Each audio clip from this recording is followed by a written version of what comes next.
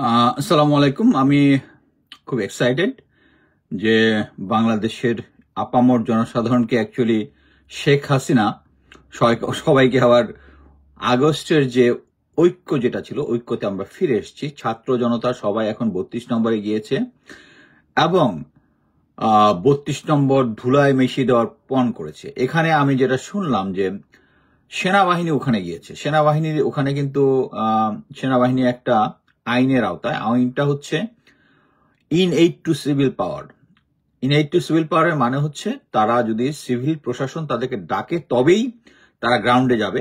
এখানে যেটা শুনলাম সেটা হচ্ছে স্বরাষ্ট্র মন্ত্রণালয় থেকে এখানে ইনএইড অফ সিভিল পাওয়ারে কাউকে ডাকা হয়নি। এখন সেনাবাহিনী বলতে পারে যে হ্যাঁ, এটা যেহেতু তারা যেহেতু ডেপ্লয়ার আছে গ্রাউন্ডে, তারা যেহেতু এই জায়গায় একটা আনরেস্ট হতে পারে এবং এই জন্য গিয়েছে। আনরেস্ট হতে পারছে, ওখানে আপনারা যান, কোনো সমস্যা নাই, কিন্তু ওখানে বুলডোজার ঢুকতে দিচ্ছে না সেনাবাহিনী।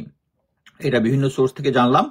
আমি সেনাবাহিনীর যারা গ্রাউন্ডে যারা আছেন, যারা অফিসার আছেন, জুনিয়র অফিসার আছেন, সৈনিক আছেন, তাদেরকে অনুরোধ করব আপনারা প্রয়োজনীয় সিনিয়র অফিসারের সাথে কথা বলেন। এইরকম সাধারণ জনগণের সাথে একটা কনফ্লিক্টে যাওয়ার সময় না। এটা সেনাবাহিনীর যে ঐক্যটা আগস্টে 5 আগস্টে তারা সৈনিকদের সাথে দেখিয়েছিল, যারা আপামর জনসাধারণের সাথে দেখিয়েছিল, এটা সেই ঐক্যবদ্ধ আবার পুনঃস্থাপন করার টাইম। আমাদের মধ্যে এর মধ্যে অনেক কিছু কনফ্লিক্ট ছিল, কনফ্লিক্ট অফ ইন্টারেস্ট ছিল বিভিন্ন গ্রুপের মধ্যে, বাট আমরা এই গ্রাউন্ডে আমরা সবাই ঐক্যবদ্ধ হয়েছি।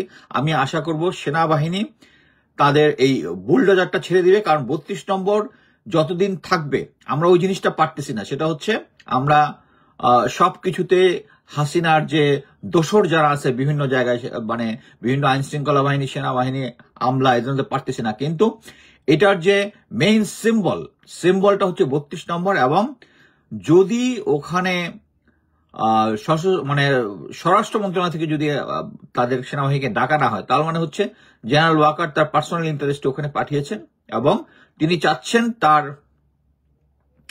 হাসুবুর বাড়িটা রক্ষা করার জন্য, যেটা অ্যাকসেপ্টেড না।